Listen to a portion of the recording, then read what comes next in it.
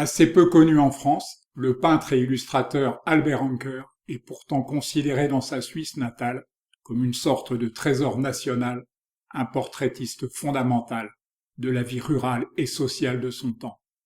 Ce qui m'émeut en premier lieu chez lui, au-delà de la séduction intense de son dessin et de sa palette, c'est ce que je devine être une totale absence de préjugés sociaux et une sacrée ténacité.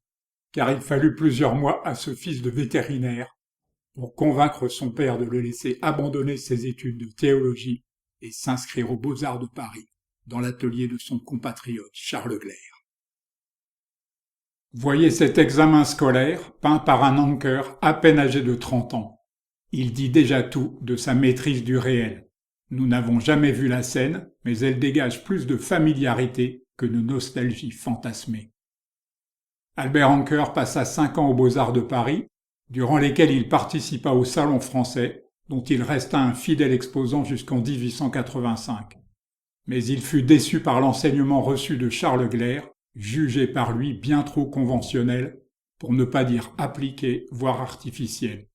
Exigeant le bougre, quand on sait que de l'atelier de ce professeur surnommé le peintre-poète sont sortis entre autres Claude Monet, Auguste Renoir, Alfred Sisley ou encore James Abbott, McNeill Whistler. Mais c'est ainsi. La quête de vérité d'Albert Anker ne pouvait se satisfaire de pis-aller, d'ingrédients faciles ou de recettes éculées. Il semble qu'il n'ait pas non plus été sensible aux théories impressionnistes, à part dans ses toiles des dernières années. Si l'on veut vraiment trouver des influences au naturalisme paisible et idéal du peintre suisse, c'est du côté de Jean-Jacques Rousseau et Jules Breton qu'il faut aller les chercher. Cette toile et la précédente qui en témoignent vaudront à Albert Anker la médaille d'or du Salon de Paris en 1865. C'est sans doute dans la promenade scolaire d'Albert Anker, découverte dans mon enfance, confie l'écrivain fribourgeois Raymond Delay, que se trouve la source de ma passion pour la peinture.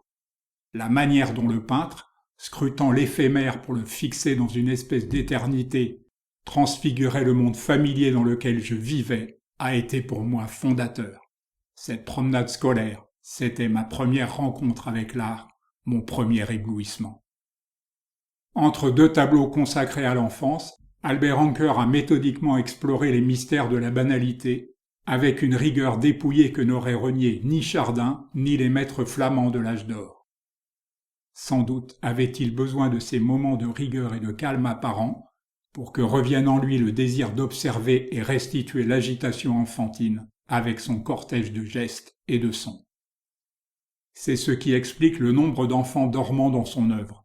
Si vous vous demandez où nous sommes ici, c'est simple, nous sommes à la frontière entre ces toiles intimistes et ces processions enfantines. Mais vous allez me dire que le peintre suisse de l'enfance préférait voir ses représentants endormis et ne faisant plus aucun bruit. Peut-être, mais l'important est qu'il les ait aimés et rendus immortels. Je dis le peintre suisse des enfants, mais à la vérité Anker est un ambassadeur majeur de cet art pour l'ensemble de l'Europe, avec plus de 258 les représentants, seuls ou en groupe. Son humanisme et sa compassion transparaissent dans toutes ses œuvres, ainsi que son désir de transmettre le savoir qui était le sien. Si je devais choisir un emblème pour cet artiste, je choisirais une ardoise scolaire. À l'âge de 70 ans, Albert Anker fut victime d'un AVC qui le laissa paralysé de la main droite et il dut abandonner la peinture à l'huile. Il se mit alors à l'aquarelle sans crayonner préalable et avec succès, comme vous pouvez en juger ici. Van Gogh vouait à Anker une grande admiration. Dans une lettre à son frère Théo, il lui demanda si le Suisse était encore vivant. Je pense souvent à ses œuvres, elles sont conçues avec tant d'habileté et de finesse. Il est vraiment d'un autre temps.